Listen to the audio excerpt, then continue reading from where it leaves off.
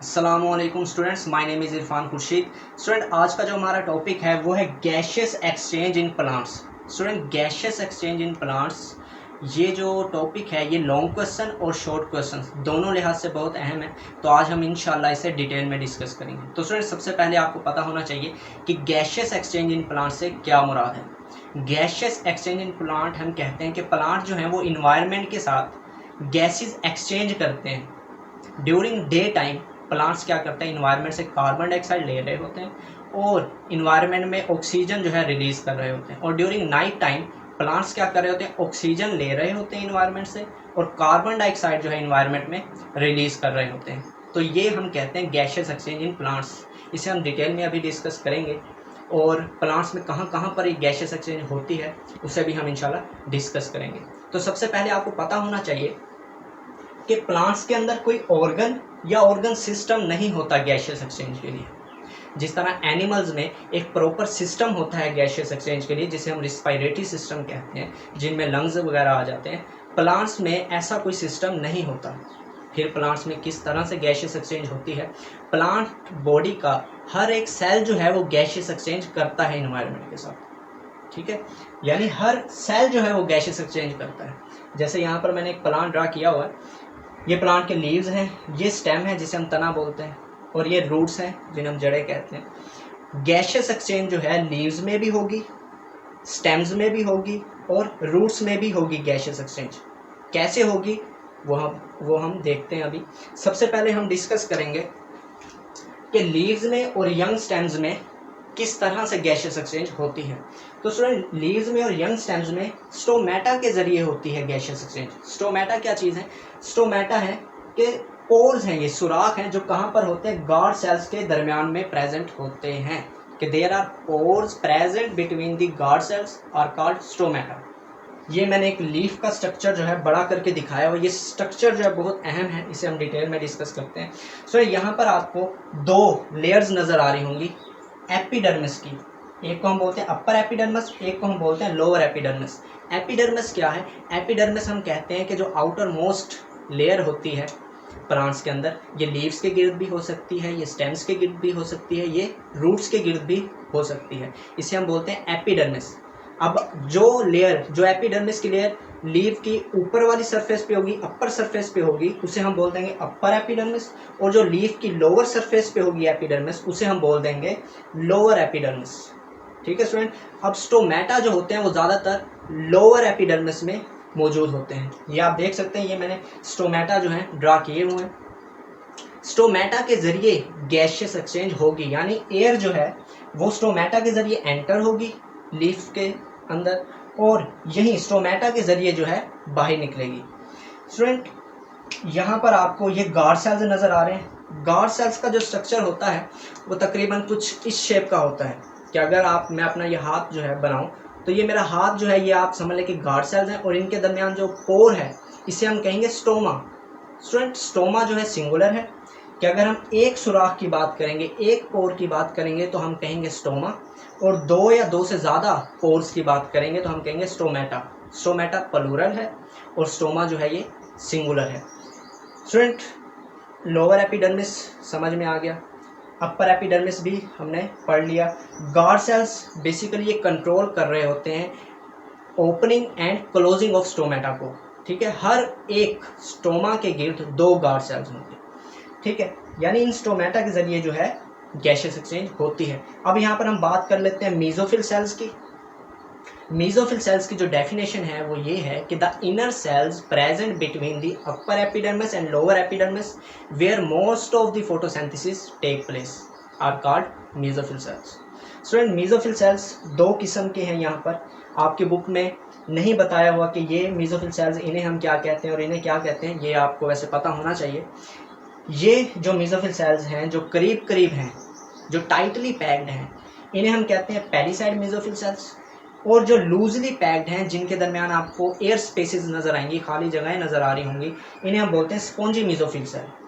ठीक है, फ़र्क क्या है इन दोनों में? हैं तो दोनों ही मेसोफिल सेल्स, लेकिन आगे फिर मेसोफिल सेल्स की टाइप्स आ जाती हैं। एक को हम बोलते हैं पेलीसाइड मेसोफिल सेल्स, एक को हम बोलते हैं स्पॉन्जी मेसोफिल सेल्स। फ़र्क क्या है कि स्पॉन्जी मेसोफिल सेल्स में एयर स्पेसिस होंगी, जबकि पेलीसाइड मेसोफिल सेल में एयर स्पेसिस नहीं होंगी। एक और मेन फ़र्क ये भी है कि ज़्यादातर जो फोटोसिंथेसिस होती है वो पेलीसाइड मेसोफिल सेल्स में होती है। क्यों? क्योंकि पेलीसाइड मेसोफिल सेल में ज़्यादा क्लोरोप्लास्ट मौजूद होते हैं। आपको पता है फोटोसिंथेसिस जो है वो क्लोरोप्लास्ट के अंदर होती है। सो ये एयर स्पेसिस जो हैं, आपकी बुक में लिखा हुआ है कि ये एयर स्पेसिस जो हैं ये गैशियस एक्सचेंज में हेल्प आउट करती हैं।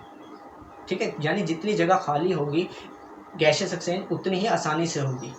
ठीक है स्टूडेंट्स, स्टोमेटा का स्ट्रक्चर जो है आप अपनी स्क्रीन पर देख रहे होंगे, आपको इस तरह से कुछ स्ट्रक्चर जो है नज़र आ रहा होगा।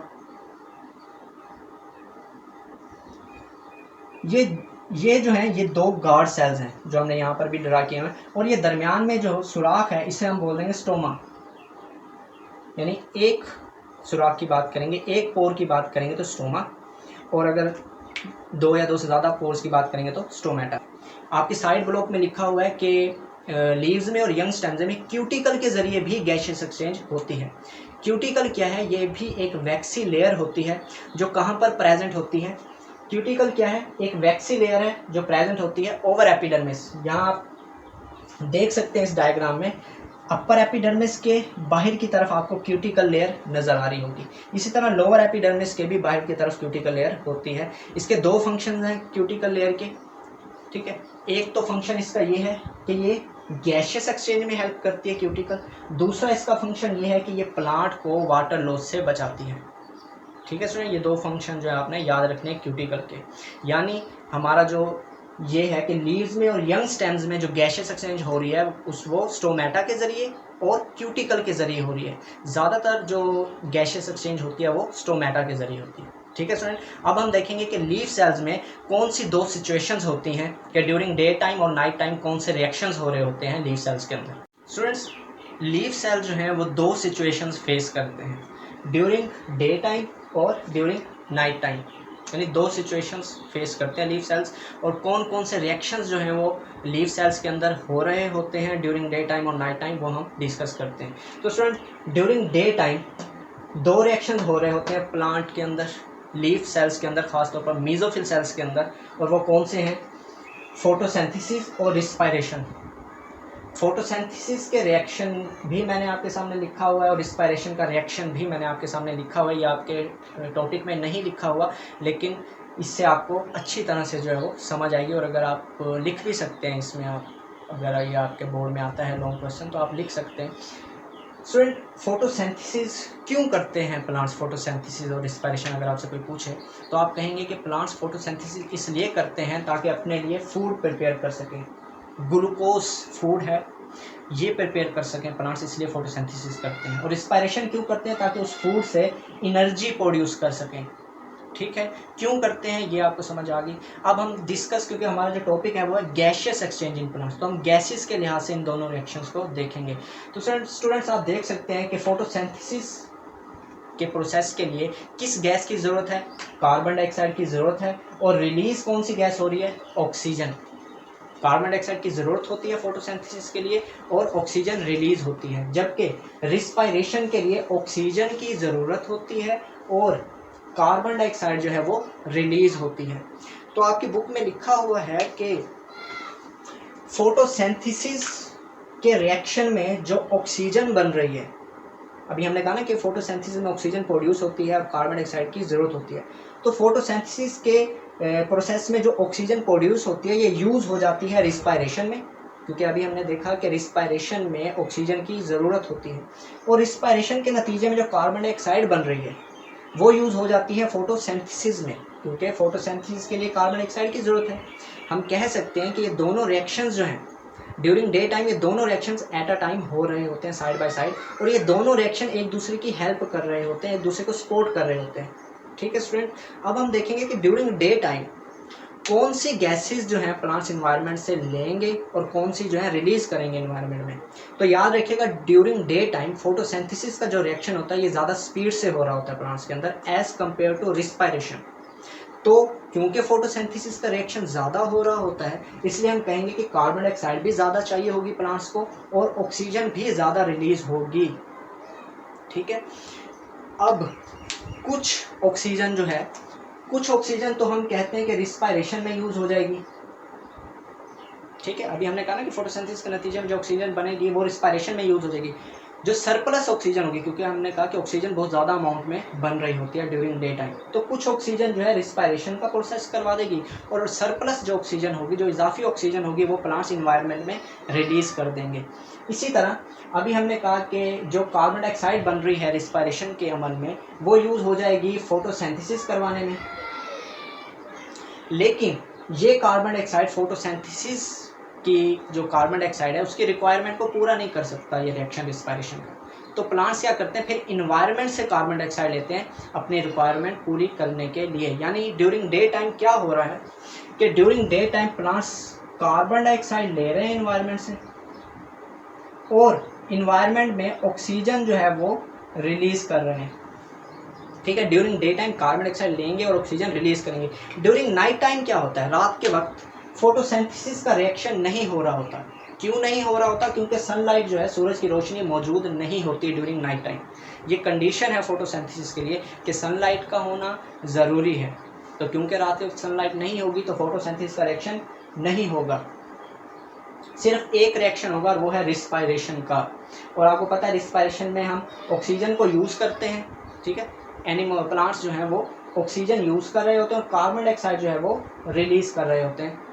तो पहले तो हम बात कर रहे थे कि during night time, during day time जो ऑक्सीजन है ये फोटोसिंथेसिस से आ रही है ड्यूरिंग डे टाइम, लेकिन रात के वक्त तो फोटोसिंथेसिस हो नहीं रही। तो ये ऑक्सीजन कहाँ से आएगी प्लांट्स के अंदर, प्लांट्स कहाँ से लेंगे ये ऑक्सीजन, तो प्लांट्स ये ऑक्सीजन लेंगे इन्वायरमेंट से, माहौल से जो है इन्वायरमेंट से ऑक्सीजन लेंगे और कार्बन डाइऑक्साइड जो है ये भी इन्वायरमेंट में रिलीज़ कर देंगे।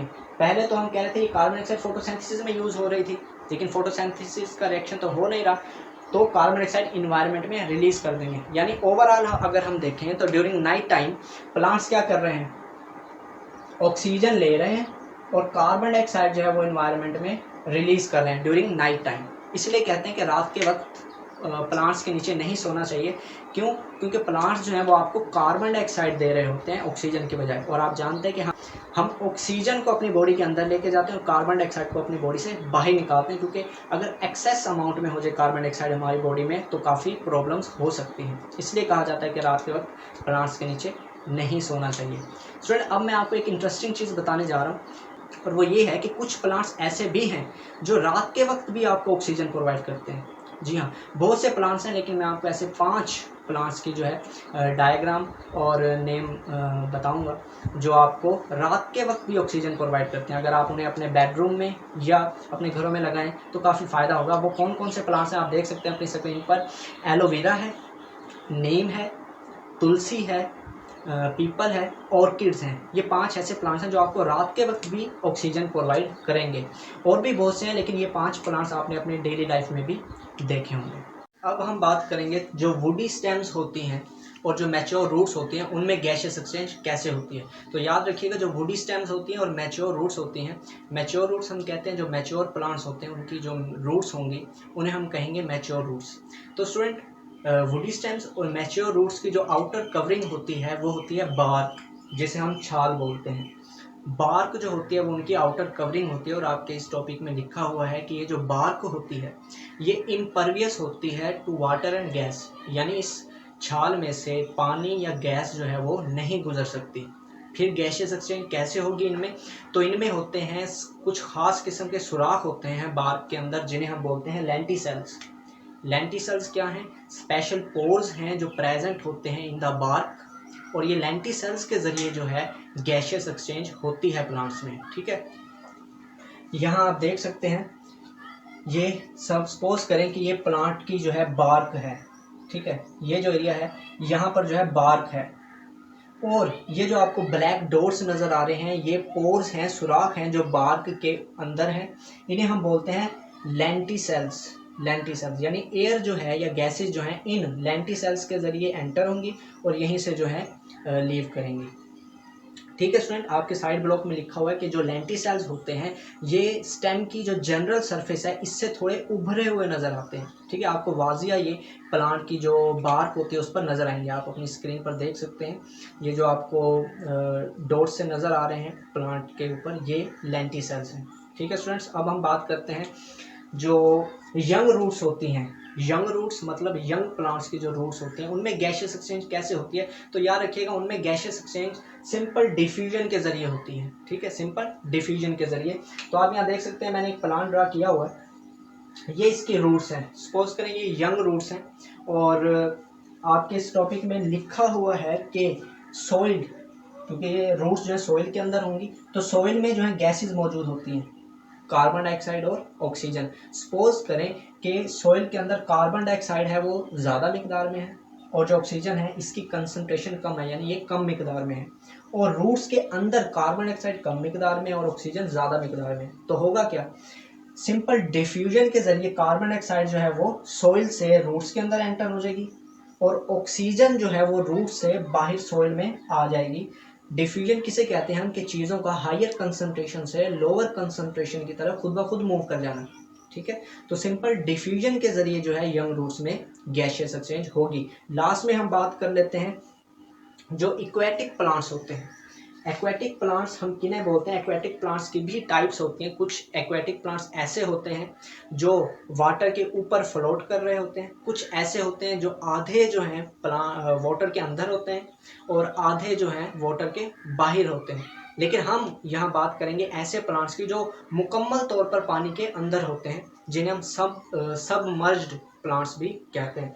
तो ये सपोज फर्ज करें कि एक इक्वेटिक प्लांट है जो पानी के अंदर है, तो ये गैशियस एक्सचेंज कैसे करते हैं, ये वाटर में डिसॉल्व ऑक्सीजन और कार्बन डाइऑक्साइड को जो है अपनी बॉडी में लेके जाते हैं और वाटर में ही फिर ऑक्सीजन या कार्बन डाइऑक्साइड को रिलीज कर देते हैं। आपके इस टॉपिक में लिखा हुआ है कि वाटर में डिसॉल्व ऑक्सीजन को इनटेक करते हैं और फिर कार्बन डाइऑक्साइड जो है वाटर में रिलीज कर देते हैं। अगर फोटोसिंथेसिस कर रहे होंगे तो कार्बन डाइऑक्साइड लेंगे और ऑक्सीजन रिलीज कर देंगे वाटर में, और अगर रिस्पायरेशन का प्रोसेस कर रहे होंगे तो ऑक्सीजन जो है वो इनटेक करेंगे और कार्बन डाइऑक्साइड रिलीज कर देंगे। ठीक है स्टूडेंट्स, ये था हमारा टॉपिक जिसे हमने डिटेल में डिस्कस किया। फिर भी अगर मुझसे कोई चीज़ मिस हो गई हो या आपका कोई क्वेश्चन हो या कोई चीज़ आपको ना समझ में आई हो तो कमेंट करके ज़रूर पूछिएगा। इंशाल्लाह हम अपनी नेक्स्ट वीडियो में मिलेंगे, तब तक अपना ख्याल रखिएगा, अपने वालिदैन का ख्याल रखिएगा। अल्लाह हाफिज़।